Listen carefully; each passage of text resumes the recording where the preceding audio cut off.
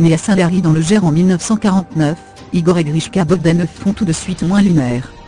Pourtant, les deux jumeaux qui ont avoué avoir un QI hors du commun, supérieur à 190, ne cessent d'intriguer.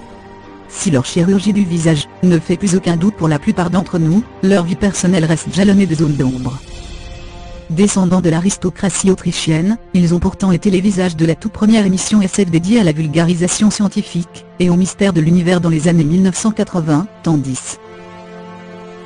Et si après s'être reconvertis en ovnis télévisuels, Igor et Grishka ont fait parler d'eux pour des raisons moins culturelles, le duo se pose en docteur, l'un de mathématiques et l'autre de physique. Première incohérence de taille, leur test serait de pauvre qualité, a conclu un chercheur du CNRS à la suite d'une débâcle autour de la question dans la communauté scientifique, après un article de Marianne publié en 2010. Deuxième accro, les frères étant passionnés d'aviation, Igor aurait falsifié son carnet de vol d'hélicoptère, engin qu'il a tenté de faire atterrir près d'un centre commercial dans l'Essonne pour faire la promotion d'un de leurs livres. Info qui lui aurait coûté 10 000 € d'amende.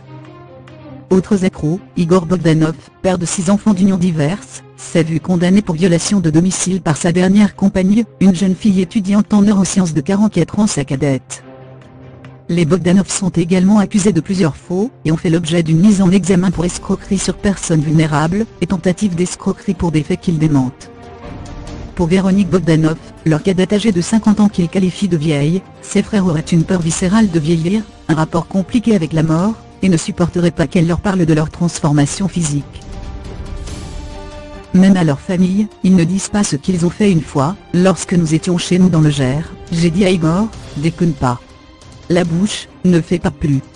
Il est resté pétrifié 15 secondes, avant de me dire, et dis donc, toi.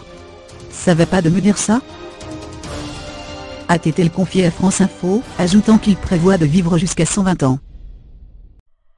Un fait qui n'a pas encore été commenté par les intéressés, qui lors de l'entretien accordé aux médias, ont encore affirmé qu'ils viennent d'ailleurs, pour éviter d'aborder leur apparence et leur âge.